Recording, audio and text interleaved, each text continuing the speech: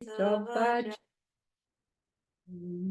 let's just do the 4 limitless contemplations. And these are really important. This little prayer could almost be a practice on its own when you understand that it's got all the things in it that we actually need. May all beings have happiness and create the causes of happiness. May they all be free from suffering and creating the causes of suffering. May they find that noble happiness which can never be tainted by suffering. May they attain universal impartial compassion, free of worldly bias towards friends and enemies. Sem jendam je dewatang dewe ju tang den pa ju jik. Dungal tang, dungal chichu tang tra waju chik, dungal mepe dewa tampa tang mindra waju chik, nering chak tang ni tang tra we tang nun chempo la ne pa ju chik. So everybody, it's really beautiful to see all of you. Put on your cameras if you possibly can. It makes it so much nicer. Tonight, I've called it Reconciling Our Buddhist Practices with Our Western Psychology. So for those of you who haven't been coming for the last time, this is part 5, and there probably will be a sort of a part 6 as well, because no matter how I want to squeeze it in, it doesn't seem to squeeze in. So please go back on our center's YouTube. If you want the connection, ask any of us and we'll give you that. And then you find all the other parts, because it's really important that you go through it slowly, because the reason why I've been doing this series very, very much is because I've really felt that so many people are stuck in their psychology. And as much as they really want to go forward and do things and really get places in their life and in their Buddhist practice, they really aren't managing to do that because of being bound by their wounds, their psychology, their everything. So tonight, I want to tell you a very special story. It's quite a long story, but it's important that you listen and concentrate, because we will take everything from this afterwards. And I think that this woman, this beautiful Asian woman, really embodied it all in her life. All the things that you could go through, she embodied. But I think that a lot of you might find that you embody 1 or 2 of the things that she did. And so that's why I'm telling the story, because I'm going to base a lot of the talk on it afterwards. Okay. So Rachel Rehrman, who was the doctor and the psychiatrist and the doctor, well, she wasn't a psychiatrist, she was actually a physician, but she played that role with her cancer patients. She said, what we do to survive is often different from what we may need to do in order to live. Now, this is a crucial thing, because a lot of us are surviving and not living. And it's very important you understand that. She said, my work as a cancer therapist often means helping people to recognize this difference, to get off the treadmill of survival and to refocus their lives. Of the many people who have confronted this issue, one of my most dramatic was an Asian woman of remarkable beauty and style. Through our work together, I realized that some things can never be fixed, but can still heal. Very important point. She was about to begin a year of chemotherapy for ovarian cancer, but this is not what she talked about in our first meeting. She began our work together by telling me she was a bad person, hard, uncaring, selfish, and unloving. She delivered this self-indictment with enormous poise and certainty. I watched the light play across her perfect skin and the polish of her long black hair, and I thought privately that I did not believe her. The people I had known who were truly selfish were rarely aware of it. They simply put themselves first without doubt or hesitation. In a voice filled with shame, Anna began to tell me that she had no heart, and that her phenomenal success in business was a direct result of this ruthlessness. Most important, she felt that it was not possible for her to become well, as she had earned her cancer through her behavior. She questioned why she had come seeking help. There was a silence in which we took each other's measure. Why not start from the beginning? Doctor said. It took her more than 8 months to tell her story. She had not been born here. She had come to this country at 10 to America as an orphan. She'd been adopted by a good family, a family that knew little about her past. With their support, she had built a life for herself. In a voice I could barely hear, she began to speak of her experience as a child in Vietnam during the war. She began with the death of her parents. She had been 4 years old the morning the Kong had come, small enough to hide in the wooden box that held the rice in the kitchen.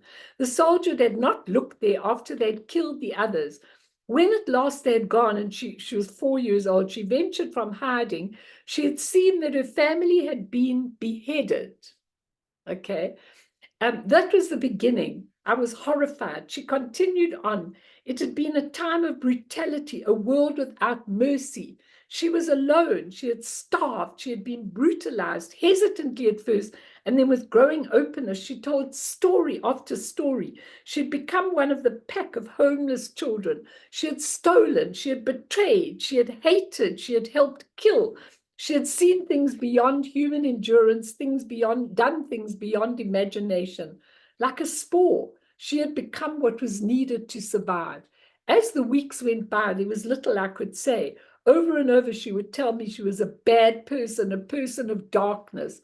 I was filled with horror and pity, wishing to ease her anguish, to offer comfort. Yet she had done these things, and I had continued to listen. Over and over, a wall of silence and despair threatened to close us off from each other. Over and over, I would beat it back, insisting that she tell me the worst. She would weep and say, I don't know if I can. And hoping that I would be able to hear it, I would tell her she must, and she would begin another story. I found myself not knowing how to respond, unable to do anything but stand with her here, one foot in this peaceful, calm office on the water, the other in a world beyond imagination. I'd never been orphaned, never been hunted, never missed a meal except by choice, never violently attacked another person. But I could recognize the whisper of my darkness in hers, and I stood in that place in myself to listen to her, to try to understand. I wanted to jump in, I wanted to soothe, I wanted to make sense, yet none of this was possible. Once in despair myself, I remember thinking, I am her first witness.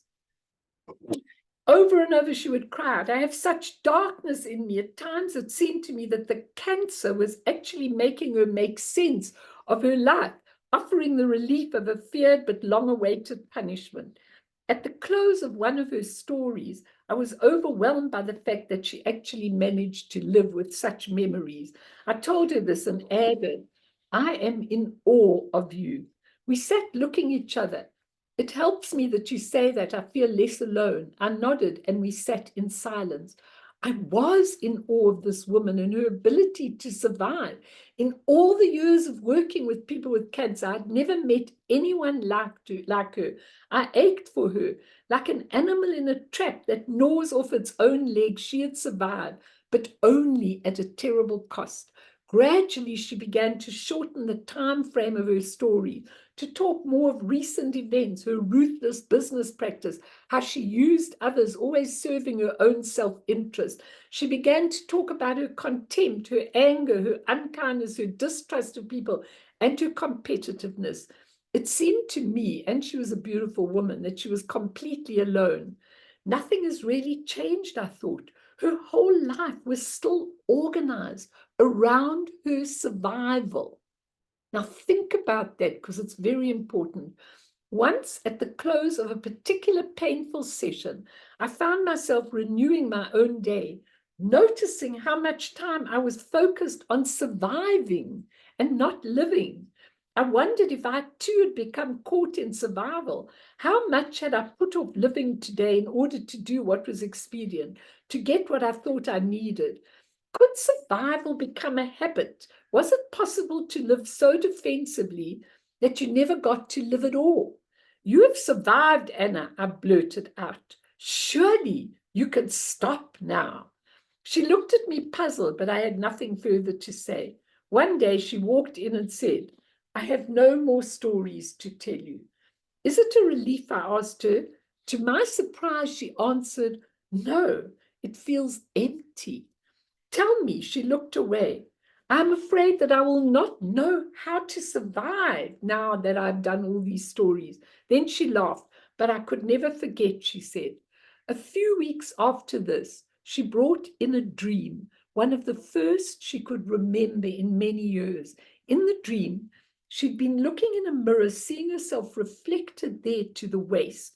It seemed to her that she could see through her clothes, through her skin, right to the very depths of her being. She saw that she was filled with darkness and felt a familiar shame, as intense as that she felt on the first day she came to my office. Yet in the dream, she could not look away. Then it seemed to her as if she were moving, as if she passed through into the mirror, into her own image, and was moving deeper and deeper into her darkness. She went forward blindly for a long time. Then, just as she was certain there was no end at all, no bottom, that surely this would go on, she seemed to see a tiny spot far ahead. As she moved closer to it, she was able to recognize what it was. It was a rose, a single perfect rosebud on a long stem. For the first time in 8 months, she began to cry softly without pain. It's very beautiful, she told me. I can see it very clearly, the stem with its leaves and its thorns. It's just beginning to open, and its color is indescribable. All this time, it is still there. It has waited for me to come back to it. The rose is one of the oldest archetypal symbols for the heart. It appears in both the Christian and Hindu tradition and in many fairy tales. It presented itself now to Anna, even though she never read these fairy tales or heard of these traditions. For most of her life, she had held her darkness close to her, used it for her protection, had even defined herself through it. Now, finally, she had been able to remember. There was a part she had hidden, even from herself, a part she had kept safe, a part that had never been touched. Even more than our experiences, our beliefs become our prisons, but we carry our healing with us, even in the darkest times of our inner places. A Course in Miracles says, when I have forgiven myself and remembered who I am, I will bless everyone and everything I see. The way to freedom often lies through the open heart. It's a very beautiful and very touching story, and I know it's long, but I feel that it has, every word of it is really worth reading, particularly what I've been talking about all the psychology, because I get so many calls and texts from people. I feel in such darkness. I don't know what to do. I can't help myself. It's really awful. And very importantly, at the end, there is a part of you that is never touched by the fears, by the wounds, by the terrible things we might go through. There's a part of you that is never touched. And we need to get to that part. It's extremely important. And most of us haven't been through, thank goodness, as much trauma as Anna went through. But still, each of us have been through darkness, a certain amount of difficulty, great woundedness to a lesser extent. And it's really, really important, because the question people ask me is, do you have to talk about it? Okay. And I would say to you, in all my experience, I've been counseling people for 55 years, it's better if you can talk about it. Because if you can't talk about it, it means it's usually repressed, or you've split off from it and living your life there. And then somehow it comes and influences whatever you're doing in your life. And what we have to remember is, it's really important. The harder the pain, even if it's not as painful as her, the harder the pain, number one, the more energy and potential for healing. The more energy we've used for fighting, repressing, splitting off, the more energy there is for healing and service. And service is a very important thing in that whole process. So the harder the pain, also, the more we held in our substrate or alaya consciousness, which is where all our imprints are. So whatever you're going through, the more needs to be cleared from that consciousness. So the harder the pain, the more the clearing needs to be. So the harder the life will be, the more difficult it'll be, and the more we'll have to confront that dark part of us.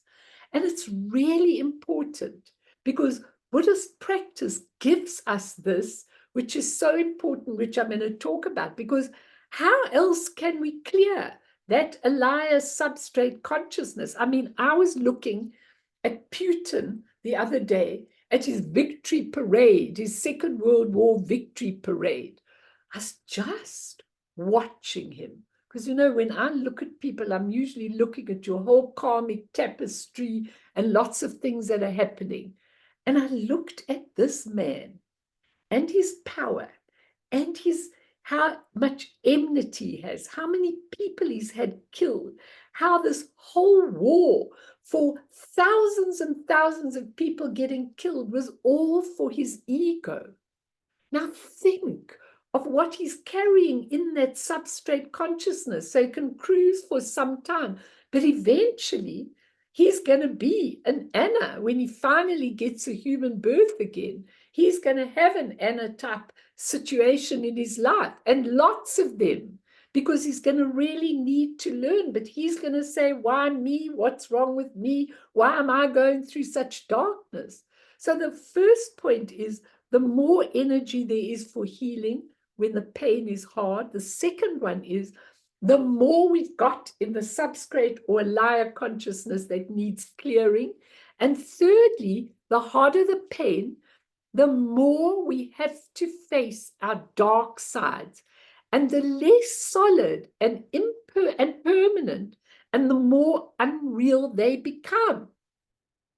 Now, people are so petrified of facing things that they've done in their lives, awful things they might have done. I mean, none of you, thank goodness, have killed people or anything like that, but a lot of people have got that in their psyche, and they've got to face that. Milarepa had killed all these people, who was a great Buddhist. He became a Buddha, and he had killed lots of people through his black magic. So he had hectic stuff. And to clear it, he had to go through a long process of immense suffering. But he knew that he would go through that process and he would find that part that is not affected by the darkness. And it's really important. This life is just a drama, just a schoolroom, just a place to complete everything that we need to, and to awaken from this dark, ignorant sleep, this why me? Why is this happening to me? What have I done? Where am I going? Or if you have got a hard time, to even start condemning yourself. Look how bad I am. That's what she did. And if we took this story, it's a pity that Rachel Remen never wrote this story some years later. But I guarantee after what she went through, she's going to give the most beautiful service to life, and she's going to help people who are imprisoned and all sorts of things. Just to understand that we're in the right place at the right time, no matter how hard it is. If we can even come to accept that. And what I really want to talk about, because I've called it reconciling our Buddhist practice, what I really want to talk about, but I'll throw it open, then you can make comments or questions. The Buddhist practice, especially the Nondra preliminary practices, okay, especially the preliminary practices, are for the changing of the energy winds that carry your trauma, your neurosis, your woundedness, okay? They really clear the practices in the preliminary practices, change the energy winds. Like my husband always says to me, so you do 30 of these, and you do 20 of these, and you do 5 mantras, and you do 10 prostration. And then what about it? I'm not going to do it. We have these debates, you know. And I go, you know what? If you understood how cleansing, and we're going to next week do purification and accumulation. If you knew how cleansing some of those practices are, you might do them yourself, because we have a way of getting into the energy winds. And when I started to do those practices, I would have valued so much what I'm telling you now, because I didn't understand it. All I knew was when I did the practices that I began to get sweaty, and I began to feel that stuff was coming out of my pores, and I began to feel quite angry. I was really quite angry when I started doing some of the preliminary practices. I felt quite angry, and I would have really valued somebody to say, this is what is happening to you. I'm going to show you a picture of how, in a moment, how the energy winds carry through your bodies. And you have a chance with the preliminary practices to purify these and to restore our awakening to our true natures. It's just that the psychology isn't usually explained by the Tibetan teachers or by the Buddhist teachers. They don't usually explain what's happening. So as Rob Priest says, it's very helpful for us to have these explanations of what's happening in the practices when we do them. So before I go on, let me throw it open. Maybe people want to comment, maybe people want to ask. With pleasure. Please feel free. I like to hear your voices and what you think, because I think that story is a very precious, I think it is. Please, Daniela. Danny? Hi.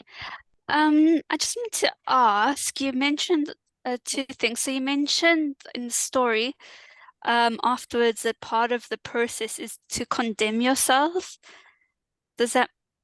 No, it's not part of the process. It's a part Okay. of what we do. Okay. Okay, And you're not saying it's good to do. no, not at all. Okay.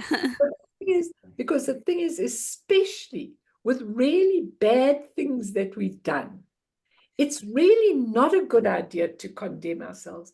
It's a good idea if it's not too traumatic. Like, I've dealt with a lot of people who've been raped. Now, to tell a person that's been badly raped, okay, to say to them, you know, oh, well, this is your karma, and this is kind of, you know, this is what you did, is a terrible thing, because it's not going to help them in any way. It's going to make them feel worse about the whole thing. But to say to them, there is a part of you that can purify this completely and heal this completely. And there's a part of you that is able to let go. The part of condemning ourselves is useless and futile.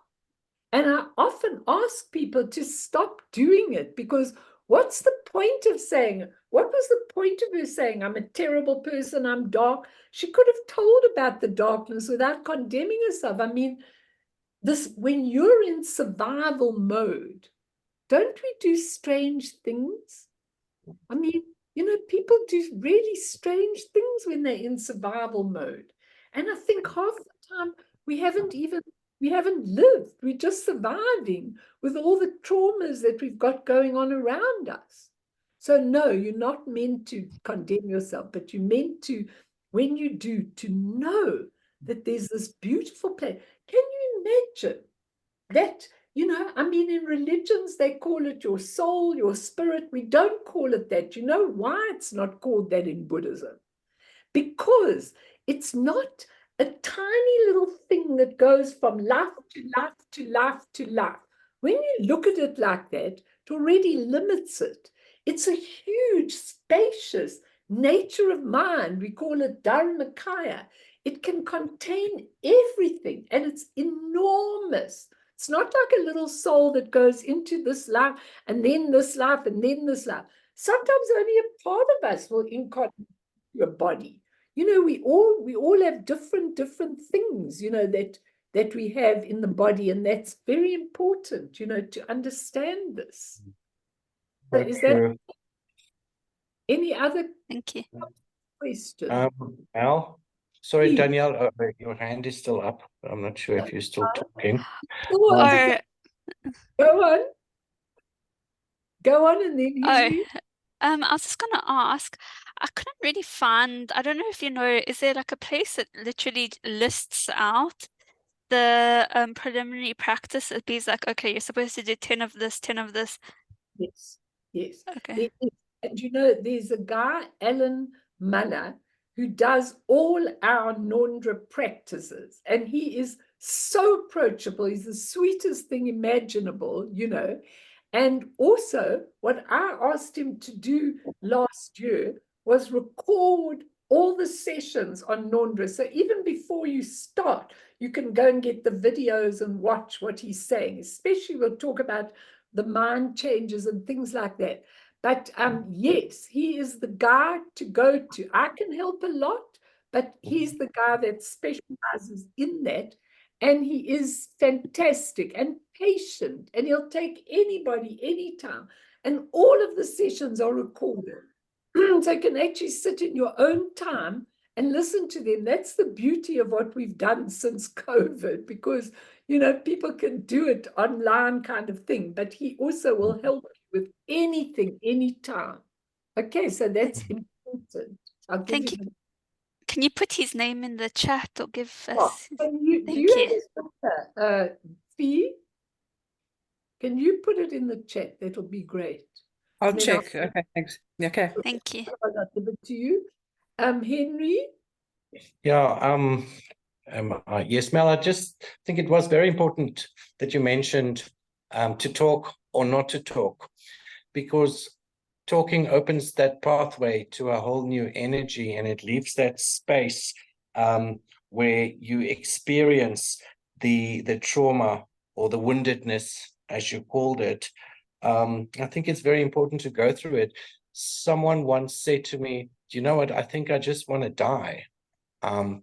And I said, my immediate response was, I don't think you want to die. I just think you want to stop the pain. So I'm so glad that you because a lot of people don't believe in talking, and I like how you even used you made this gesture with your hands, and you said it comes and it takes a path and it finds you, it sort of bites you. So yeah, thank you for that. No, I think that's wonderful. And but I do know that some people for a long time cannot talk. Okay, they just can't talk about it. It's silent and repressed completely. Okay, it's really, really repressed. And some people find it really difficult to talk about their woundedness and their thing. But I think what I managed to do, what I've learned to do, let me rather say, than what I managed to do. It took me many years to learn this. What I've learned to do is to look at people and see where they are coming from, okay? And when it's really painful, what I often do with people when I kind of know the background and everything, I often put on music and sit next to them, and I become a part of them. So I start the talking for them, just speaking about it and everything. And it's quite traumatic sometimes for some people, but then they begin to really talk and take over, from where I'm going on. And I think it is important to talk about it. But I've got to say to you that once, quite a long time ago, I attended a post-traumatic stress evening, run by experts. And it was interesting because in the new stuff, They don't make people talk about the trauma anymore. They used to make it, it was called debriefing, as you know, and they used to make you talk about it because they felt that was the best way. I think you can talk about it. Some people can't talk directly, but I think it's really important to be very supportive. I like to sit next to a person when they're talking about it, so I can actually hold their hand or something like that. And I think when they get the confidence, it's really amazing. You know, they really are able to talk it through. And I think when you can talk it through, like this woman did, eventually there's nothing left. And me, myself, in my life, if I've gone through something and I'm angry with something, I talk it through very quickly and drop it and move on. It's the grasping that is so bad, because a lot of people talk about it and they talk and talk and talk and talk, and they can't let go of it in any way or any form. And that's not good. Hello, Taluk, Simon. I'm very happy that you're here. I'm glad if you got my message. It's really nice to see you. And you can go back and get a lot of these things, you know, from the YouTube. And I'd love it if all of you, I'm glad he got there. There's Kerry. If you switch on your cameras, then at least I can see what's going on. But I think it's really important what you're saying, Henry.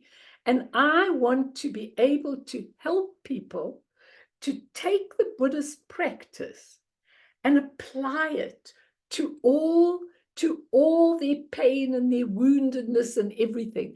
And with a little bit of therapy or a little bit of talking, you really can go past very, very easily and a lot. Any other questions or comments? Please, if you want to, with pleasure.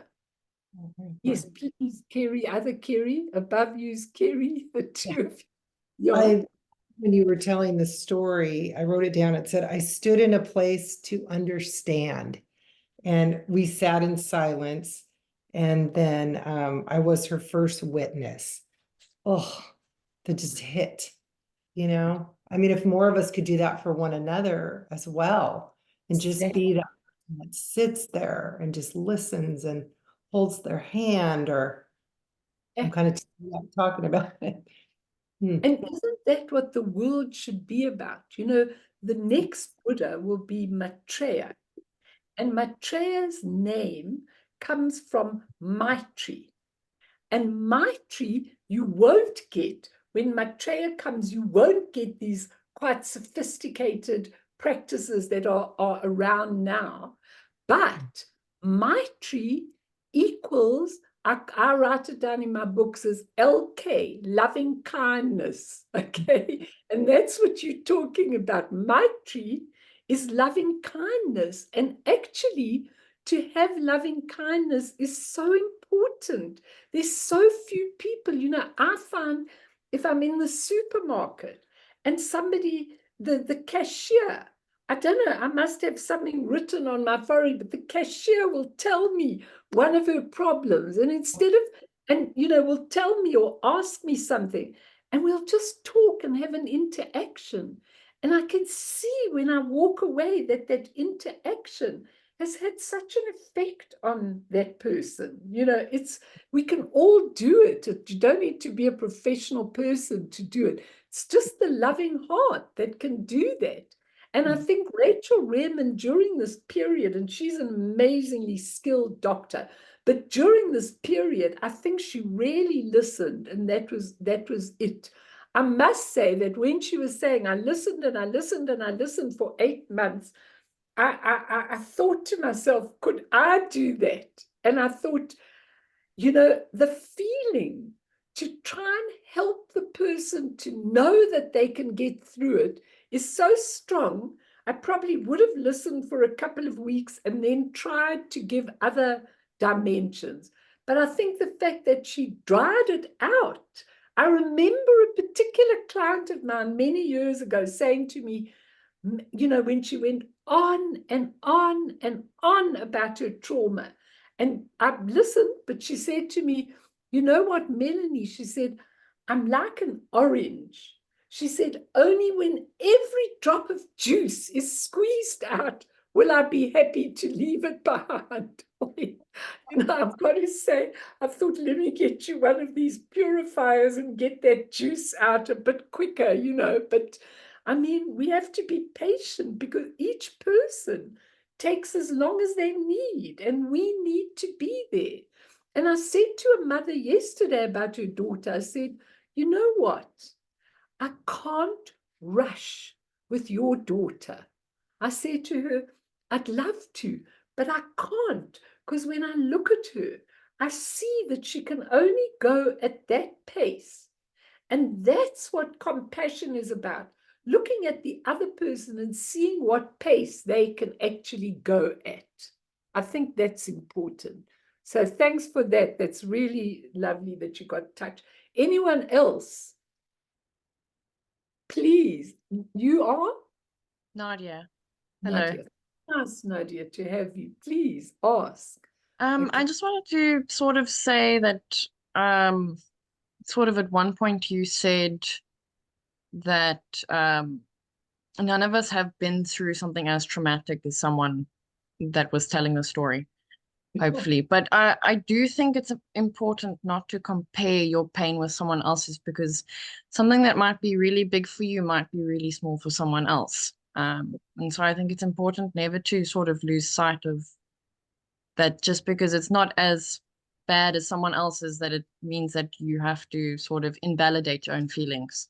Absolutely. I never do that. And if that came across, it's not the way I feel at all. That's why I said I picked this story because she had everything, of which most of us have got one or two, thank goodness, of those things. But for sure, you don't compare. I know so many people who are in such agony. They're writhing in the pain of their woundedness and everything. But what I keep saying to them, once you've got a spiritual path, I think that that's the only way that we can really, really heal people. I do not think, because if you look if you go back and listen to some of my things, I've explained, what psychologists talk about the unconscious and subconscious. Then we go to, when you go in Buddhism, you go to the psyche. And in the psyche are all the psychological things and what happens to us. That's a deeper level of consciousness than even the unconscious or subconscious state. And then from the alaya, we go to from the psyche consciousness, we go to the alaya consciousness, the substrate it's called. And that's where all the karmic imprints.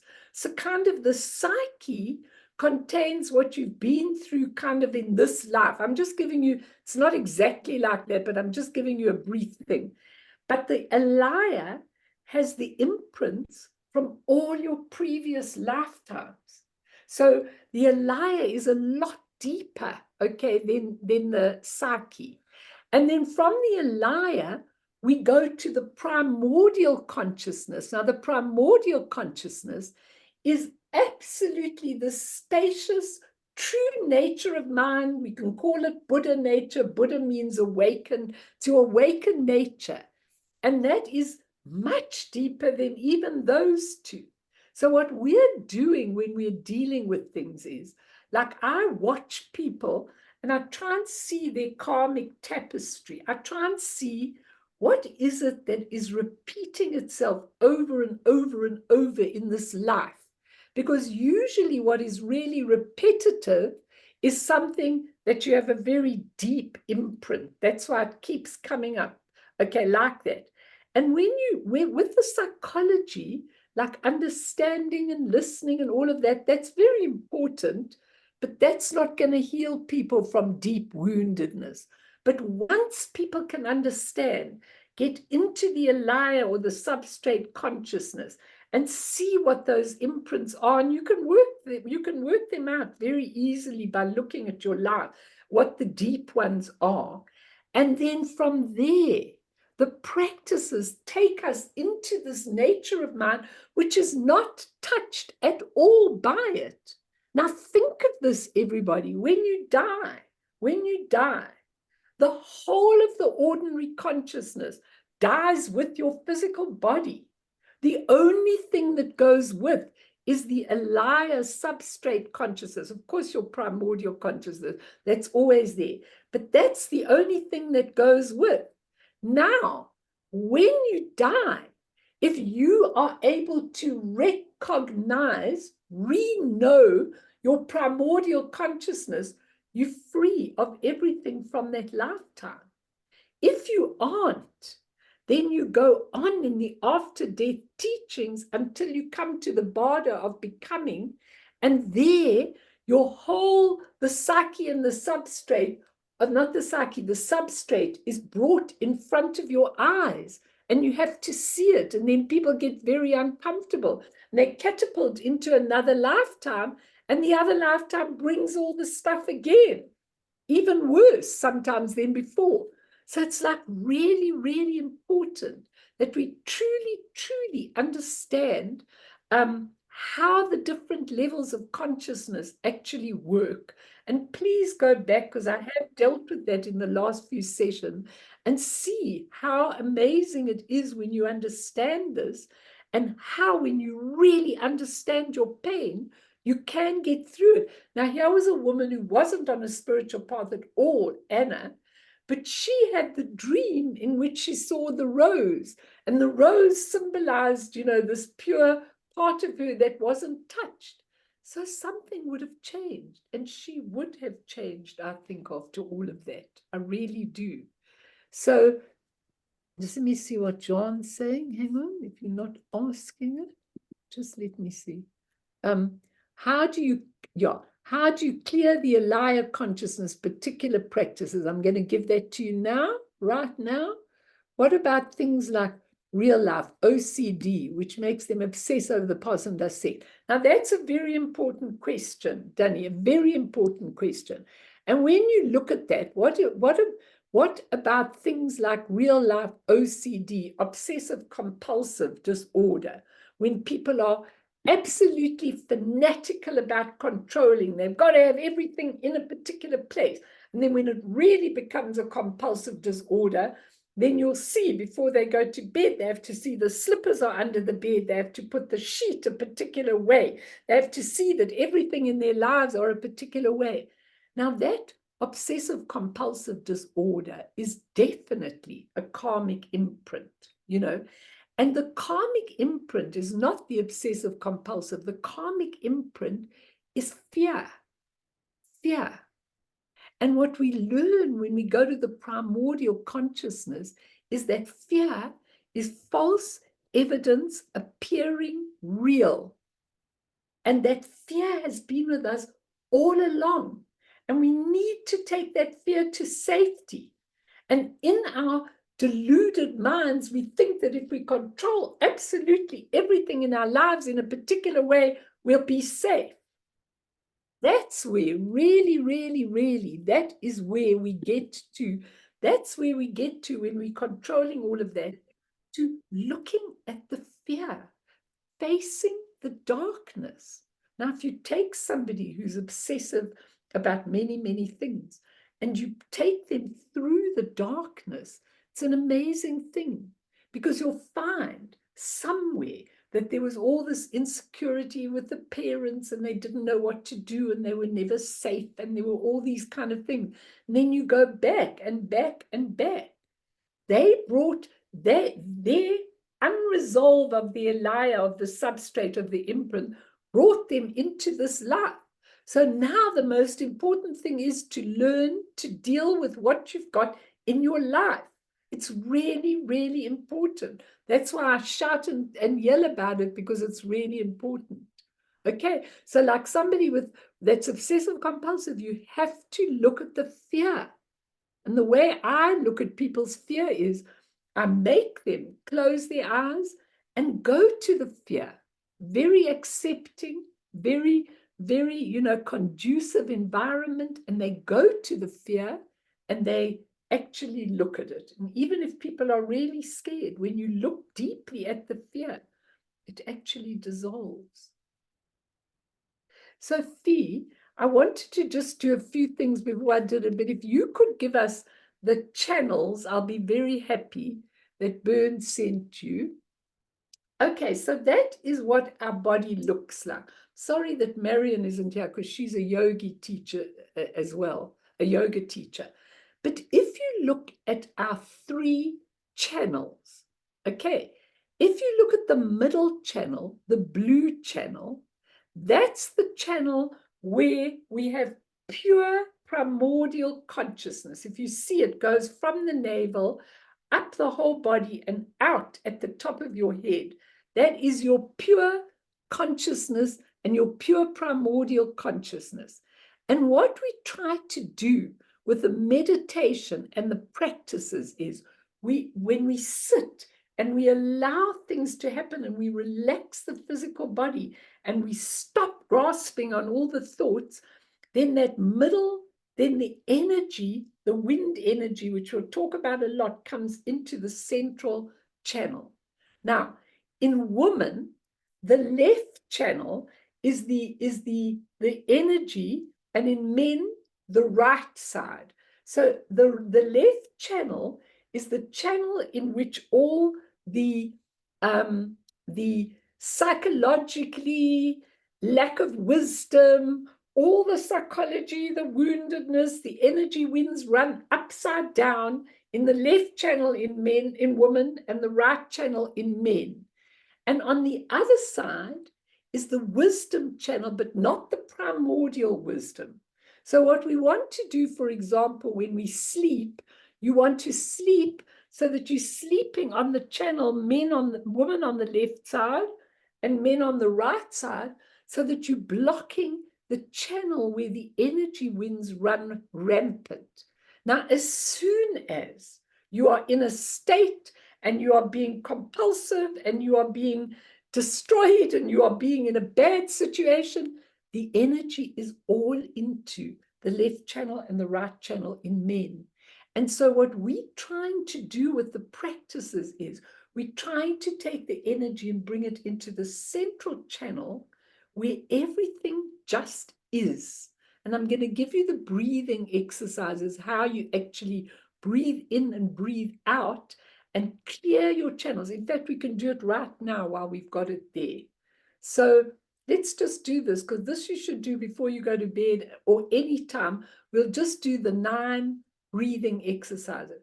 So put your left thumb on your left ring finger and your right thumb on your right ring finger, and close both your nostrils, okay?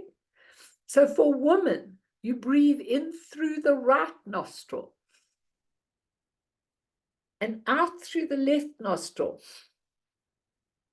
Those breaths clear the energy channel. For men, the opposite way around. You open the left nostril and breathe in, and breathe out to the right nostril, allowing all the energy winds that are full of all your dramas and traumas and everything to clear out. So you do 3 breaths like that. So let's all do it. So for women, the other way.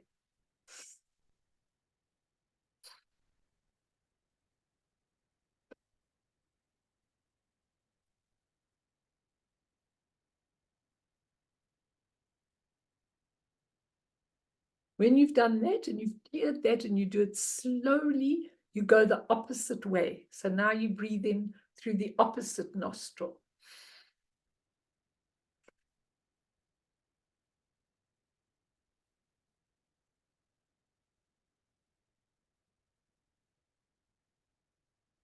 And for the middle one, you just put your hands on your lap right over left. Your spinal column is straight and you just breathe in through your nostril. And as you breathe out through your nostrils as well, all the energy goes out in different forms. I'll give you that in detail. But to see this chart with the 3 channels is really helpful and useful, because what we're trying to do with the practices, and John, you asked about them, is to bring the energy into the middle channel and to breathe out all those traumas for men out of the right and for women out of the left. It's really important to do that. Thanks, Fee.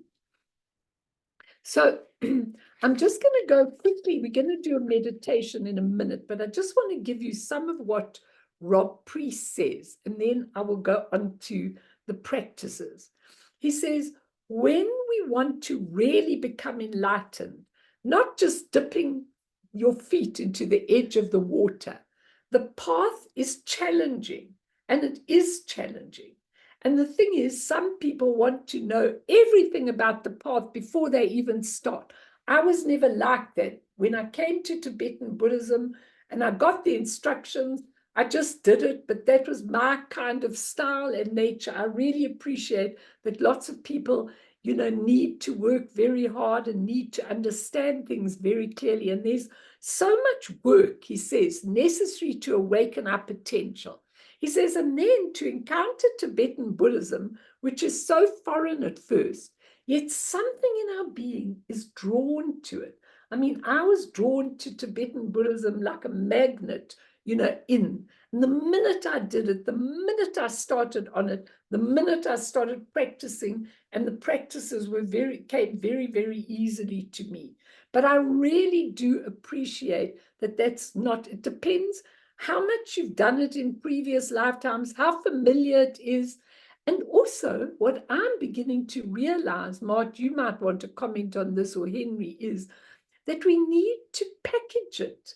Again, we don't have to change the purity, but we need to package it a little bit better, for younger people to be interested in it. I think actually we have to do a lot over the internet and online, because I think that is how a lot of young people come to things in these days. But although we all have that awakened nature, Rob Priest says we have to remove the obscuring veils of our emotional habits and karmic imprints before revealing it.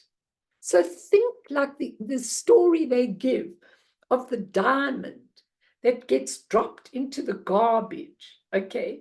And you're looking and looking and looking and looking and looking for the diamond, and eventually you pull it out of the mud, out of the muck, and then you take it. You have to wash it under a tap, but it never got touched.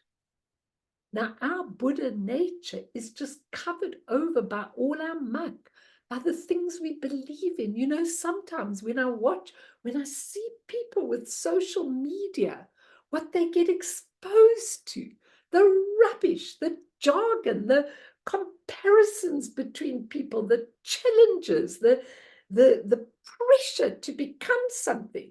It's really hard. These cover up the diamond of the mandala of our Buddha nature, which is in our heart.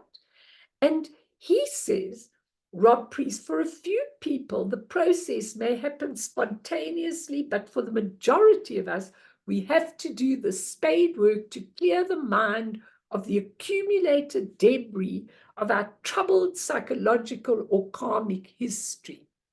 Very important. And he says, are we willing to engage in the process of dedicated and consistent practice to clear the ground? Now, interestingly enough, he went on a lot of retreats. And in one retreat, his master, his guru, asked them to build a center. He wanted a new center. So they spent months with bricks and mortar and building and fighting and eventually building this center, which eventually was taken away from them. And he said that could be the preliminary practice. He said, if you really did a physical job, and that's what Marpa told you made Milarepa do, made him build this tower, and he was breaking, and his back was broken, and his hands were cut, and then he made him rebuild it over there, and then rebuild it again. But all that labor was clearing the muck over his Buddha nature. We've all got such levels of muck, such levels of garbage over us. The things we believe, the things we think about ourselves, the inner critic, what we do to ourselves, it just blocks it. But the Buddha nature, the awakened nature has always been there, and we just have to be willing. And the preliminary practices called Nondro embark on a process of this groundwork. And if you want to get to Vajrayana practice, you really need to do the preliminaries. I'm not asking you to do them in a way in which we are asked to do them. We're all asked to do 100. We asked with the contemplations, we asked to do them over a couple of years, maybe. And people don't do them over a couple of years. And with the practices, we asked to do 100,000 of each practice just to clear the obstacles. Now, I know because I started off in a group where there were about 30 of us, and then I was the only one that finished 100,000 of each of the things in the end. None of them finished, and some of them are still doing it years later. And when I finished, I just did a little bit of practice on it every single day. I've kept it up just in case things are blocking me. And yes, it does take an effort. It really does take an effort. And you have to be disciplined to do it. But in the end, Mel, yes, please. sorry to interrupt. Just a quick question on that. I was one of those bad people who stopped doing it. But I'm thinking this was probably 3 years ago, even longer, maybe 4 years ago. I only did about 3,500 of it. Good. Okay. Now, if I start doing it again, does it count? Or should I have to go back to zero You can again? count it, Henry. You can definitely count. Okay. But when you do it, I'm saying to people, I don't care about the counting. I don't count anymore. I just do a little bit, a few minutes every day of all the practices, but I did do the original amount in the beginning. I just forced myself to do it, but I don't think I did it all that well. But the point was that when you go to some of these masters and you want to have the pointing out instructions to your Buddha nature, they ask you if you've done the preliminaries, because not because they care whether you've done them or not, but because that would give you, and this is what we're going to talk about next time, the purification and the merit, the accumulation and the purification. Because if you haven't got merit, you will never understand. You could be standing in front of the most wonderful master who will say, this is how you come to your awakened nature, and you won't understand a thing. It'll go over your head. So the bottom line is that when you've at least done something and you've really come to look at that, you're in a position to understand. And Rob Priest really says this very clearly. He says, when we receive the empowerments to do the deity practice, now even deity practice, people don't understand deity practice. They really, really don't understand. They think it's an outside guru, an outside Buddha, an outside statue, whatever you want to call it. It's not. It's an inner process inside us, in that Buddha nature, in that awakened nature.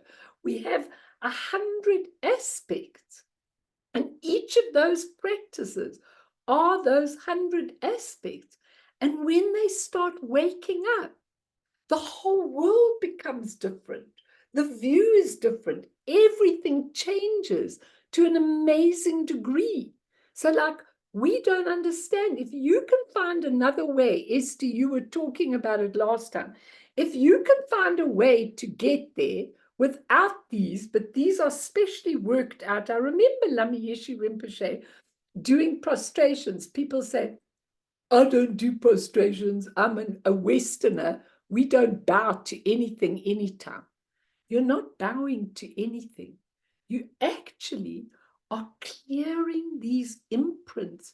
Lama Yeshe Rinpoche told me that the prostrations are actually the most wonderful exercise for bringing the energy into the central channel.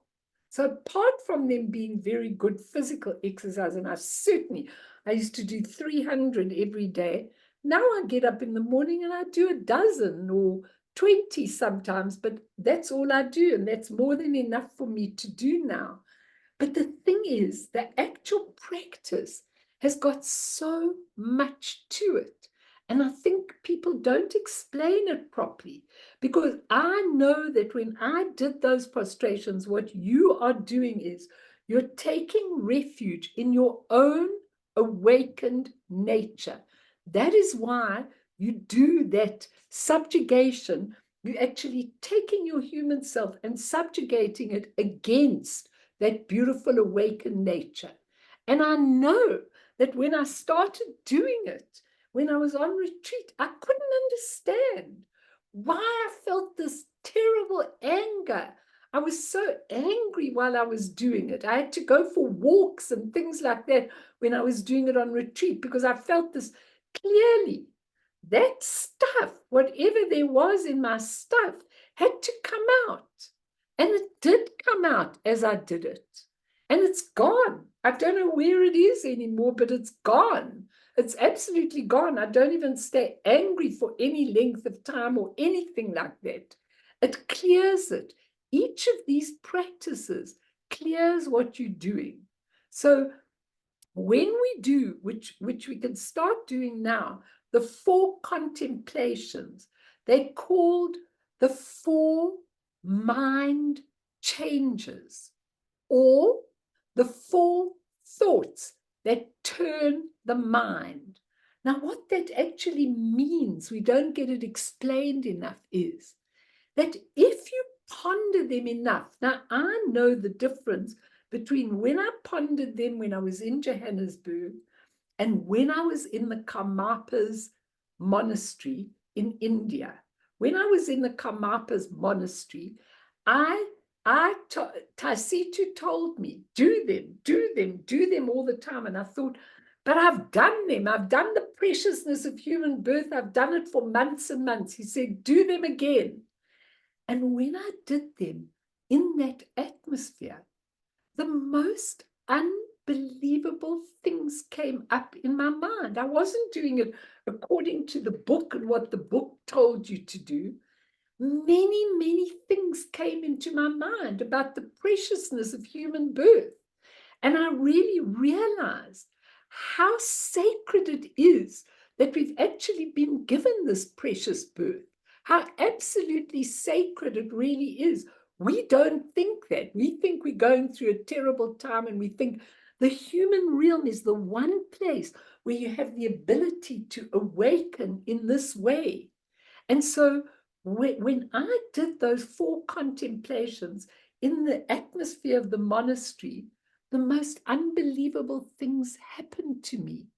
And I really began to realize, because what they are, those are the 4 contemplations you do to start. If you do them properly, what happens to your mind at the end is that the only way I can ever describe this is that when you watch a field of sunflowers, all the sunflowers turn to the sun. That for me is the most beautiful thing in the world to watch. So when you come to a field of sunflowers and you see them all looking to the sun, and you think, how did this happen? How did Mother Nature turn the sunflowers so they could see the sun?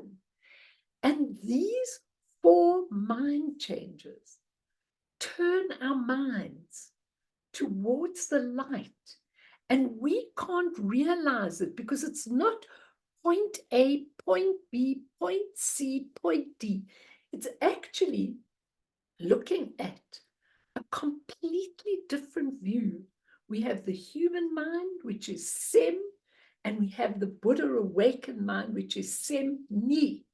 And Sem Ni is full of possibility, and Sem is always deluded with all the thoughts that we grasp onto. So these contemplations, they turn you like the sunflowers to face your awakened nature, and suddenly you've got another view. Let's do some work. I'll go through all these, I'll go through all of them, but I want you to just understand, because Rob Priest gives this in very great detail with the energy winds, with absolutely everything. And it's really, really interesting. And if you're not bored with what I'm doing, then we must take it over another 2 sessions at least, because I want you to be able to ask and talk. Is that okay with everybody? Because I don't want to rush this. I feel it's very important, but let's just briefly look at them. So I want you to actually take yourself into a meditation posture. You can be cross-legged, one in front of the other if you can. If your feet are on the floor, it's a little harder when you've got to be straight, but just see that your spinal column is totally straight. And your hands are on your lap, right over left, with the thumbs touching. And you are breathing in and breathing out, completely relaxing that physical body. I want you, with your awareness, to notice where you are carrying tension. And I want you to remember that wherever you're carrying tension will also give you a good indication of the karmic tapestry. Because if you find when you're sitting that your shoulders are very sore, that your neck is very sore, it means you're not allowing the heart and the head to connect. You're tense, you're holding all the tension in your shoulders and your neck. Just breathe it out. Breathe in through your nostrils to the count of 3 or 4, all the purity of everything we're learning. Breathe out all the tension. Check your body from top to bottom. Check where you're carrying the tension. In your feet, in your hands, in your forehead. Check your forehead. Check your mouth. Is your mouth totally relaxed, or is it tense? Your eyebrows, every single part of you. Just breathe in and breathe out. Totally relax. I want you to imagine that you're sitting on the top of the mountain and the wind is cool, blowing your hair back. You're warm, comfortable, and just breathing in and out. And you're looking at turning your mind. And so you start with the first mind changer, the preciousness of human birth. Now you're sitting on top of the mountain. And this human birth is precious because there are 6 realms of samsara that we can be born into. But this human realm, especially if we are exposed to the truth, is very, very precious. Some people are born into a hell realm, even in the human realm, and they're always angry, and they're always anguished, and they're always full of hatred and venom, and always subjugating people. Some people are born into the hungry ghost realm, even if it interlaps with the human. And the hungry ghost realm is where you can't get enough, where you're always looking to get more and more and more. When you've got enough money, it's not enough. When you've got a beautiful house, you want a better one. When you've got a little bit of money to live, you want more. It's called the hungry ghost realm. When people are born with a hungry ghost mentality, it's very sad because there's never enough. They're never satisfied. And then there's the animal realm, sometimes very beautiful, but sometimes quite paranoid, where animals are always watching out for other people and how they can be harmed at any time. And then there's the human realm, which at the moment is full of desire and full of enmity and all sorts of ugly things, but also full of beautiful things. And full of suffering, yes, but to be born in the human realm, in this precious human birth, means that you really, really, really have opportunity, open portal to unity with your true nature. And then there's the jealous gods, those that are always in rivalry with each other, always want to be the best and hate it if anybody else wins. And then there's the God realm, where people, everything is beautiful, how they look, how they have Botox injections, what they do to their bodies to be able to remain young. And that God realm is very beautiful for the time people are in their prime. But then it fades. And then you've got to have something inside. So this precious human birth is so important. To obtain it is the most wondrous thing. And the second contemplation, this can go on and on, I'm just giving you ideas. The second contemplation, impermanence and death. When I sat before Akon Rinpoche right at the beginning of when I came onto the path, I said, what should I do? He said, meditate on impermanence. And that's the second mind changer, impermanence and death. You can Google these very easily. They'll be all in the YouTubes, and Alan's also done them. But when you contemplate impermanence and death, you realize that everything is impermanent. Even your unhappy state is impermanent. The seasons are impermanent. Day goes into night. Wars are impermanent. Your relationships all have to come to an end. And then death comes. And are we ready? Can we say that if we died tomorrow morning, that we wouldn't be grasping onto what we've got, that we would be able to let go and move into that beautiful dimension?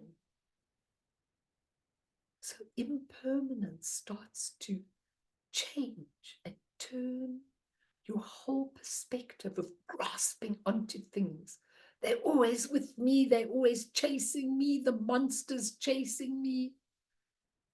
Face it. It's all impermanent, temporary, transient. It all is left in the end.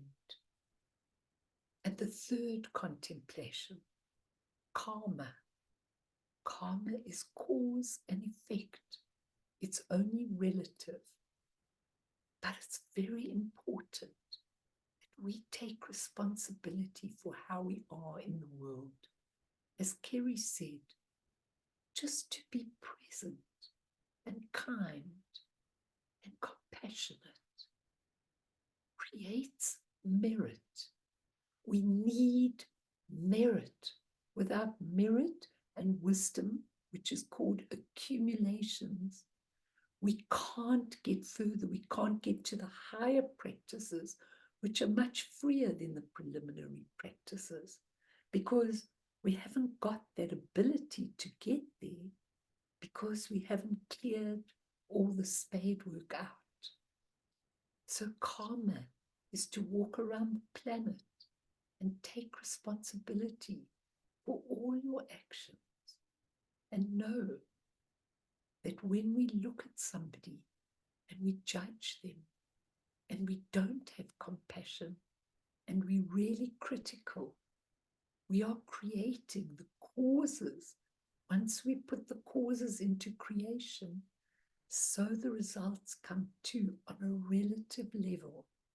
But our true nature of mind is never affected by the cause and effect, only our relative lives. And the fourth one, the fourth mind changer, is about suffering. And there are three types of suffering. The suffering of suffering. And that's when this happens, and then that happens, and then this happens, and then that happens, and it just goes on and on and on. It's called the suffering of suffering. And the second type of suffering is called the suffering of change. people can't accept the change. When you've been a successful movie star and now you've come to the end, can you step back gracefully? And can you, if you've been a great tennis star, step back and help other people to get there?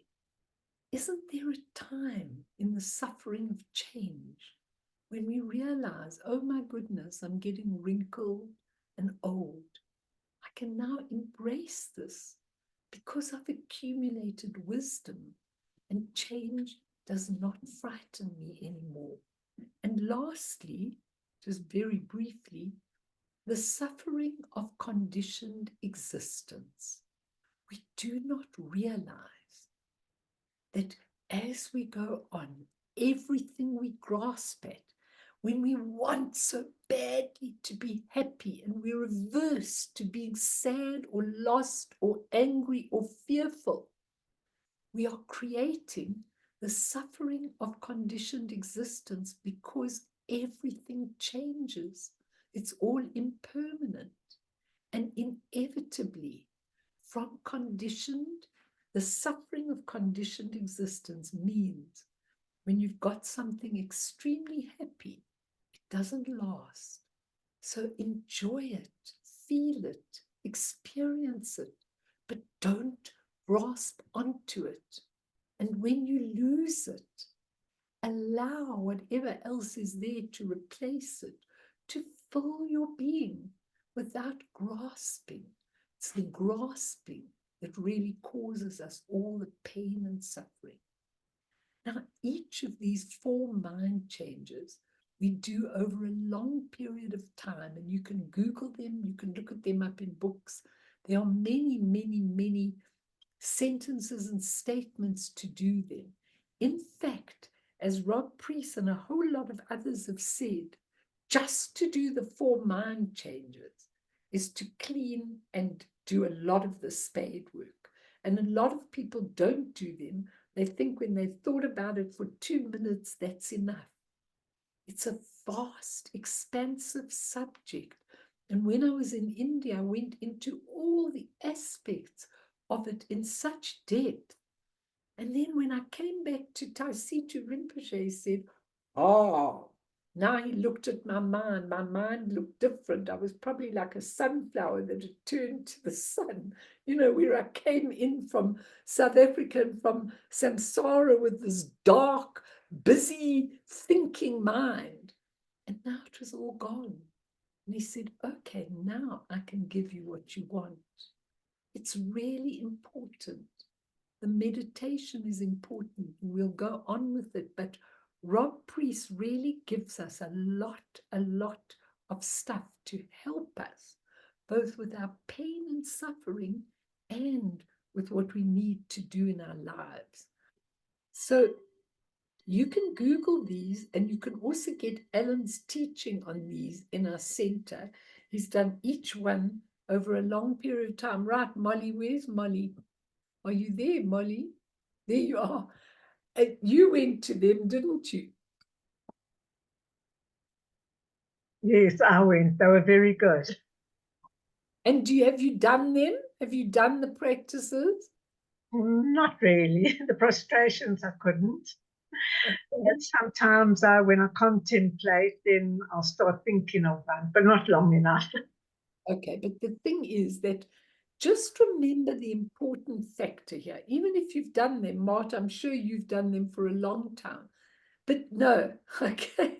But what I'm really saying to you is that we are looking, Mimi's also done them for a long time. We are looking at turning the mind so that we can lift off the garbage and be free in our nature of mind. Now, each one, from the prostrations to the Vajrasattva, and I'll talk more about them, when we learn what they're about, they are rich practices that help us to open up in a most amazing way. And I think it's really important because once you go to the deity practice, once you go to the Vajrayana, and Fia was going to do that prayer, but You know what, if you can, we can end off now with that longer prayer, not the short one that I sent you, the first one. And this prayer of Dajjal Rinpoche, you can all read it slowly. I think it's a very beautiful prayer that shows you the whole way up of starting at the beginning and then going much later. And I sent it to Fiona. I wanted you to have it. So just hang on. Oh, I don't. Okay. So if you just look at this is the whole way of the practice. So he goes, Emaho, that means how wondrous, and say it with me. All Buddha's compassion combined into one. Precious soul refuge for me and my negative acts. Lord Lama, whose kindness I can never repay. When I pray to you with heartfelt longing, never leave me, consider me with compassion, and bestow your blessings. That's your invocation. Now, he starts at the beginning of the practices, and you can photograph this if you like it. Bless me that I may gain the essence of my human life's freedoms and endowments. That's the first contemplation. Bless me that I recall impermanence and death. Bless me that I see samsara's suffering. Bless me that I embrace virtue and abandon negative acts. Then you come to the taking of refuge. Bless me that I take, we'll talk about this another time, the triple tens as my refuge. Bless me that I train in the altruistic mind of awakening, which is called bodhicitta. Bless me that I purify the two obscurations and their habitual patterns. Bless me that I complete the two accumulations of merit and wisdom. Bless me that I take the blessings in part, goes right the way through empowerments and spiritual attainment. Bless me that I'll be able to keep my vows and tantric commitment. And we won't go right on, all right, let's finish it. Bless me that my practice remains firm and unpretentious. Bless me that misfortunes arise as aids. Bless me that I stabilize undistracted diligence. Bless me that I reject ego clinging. Bless me that I dispel the darkness of ignorance. Bless me that I realize the view of primordial purity. Now, these next ones are the highest practice where you're really going to see things in truth. Bless me that I directly see the nature of phenomena, what they're made of. Bless me that visionary experiences increase. Bless me that awareness reaches full measure. Bless me that I arrive at the place of phenomena's exhaustion in the nature of phenomena. That's when they all dissolve. Bless me that I gain liberation in the immortal vase body. That's when you're absolutely enlightened. Bless me that I accomplish the rainbow body in this life. That's when all of this dissolves and you are in the highest state. Bless me that I may empty samsara to its depths. And so he's taken all the practices, and you can be on number one. That's absolutely fine. But this is a lovely, I say this quite often because I like to do all of the things that are on this, and you will too. But it's such a beautiful prayer that he's given to try and show you that as you go on and as you go up, it gets better and better and better. So I'm going to stay if anybody wants to ask me any questions. I just want to dedicate, and then next time we're going to go on to the purification and the accumulation and whatever your questions are. And I really don't mind if you text me your questions. I'm very happy to answer them on WhatsApp, because I think I've given you a lot tonight, but I think there's a lot that we really need to look at here to help you. And I just need you to know that all of this is on recording. So whatever you decide that grabs your fancy, tell us, and we will help you to actually be able to look at that. Even if you get an overall view tonight, that's fine. And then think about it and see, what do I want out of my life? Do I want to stay grasping at everything and all my negativity and all my difficulties in life? Or do I want to actually soar beyond? And it is possible. Lots of you, we have it there, and they've given us the way. So let me dedicate, and then next time, and I'll wait if anybody's got any questions with the greatest of pleasure, but I dedicate to all sentient beings, all the people in the wars, all the hostages, all the people who've been killed by terrorist attacks, everything that's happening in this world. I dedicate everything, if there's anything that could be helpful to people.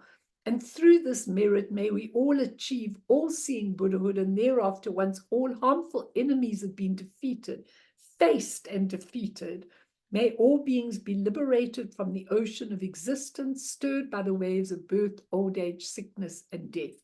Sonam die tamche zipane topne nepe dranam pamshene jegana chibalak trupaye sipe sole doa dro warsho. So I'm really happy. Just let me get this. Stop the recording.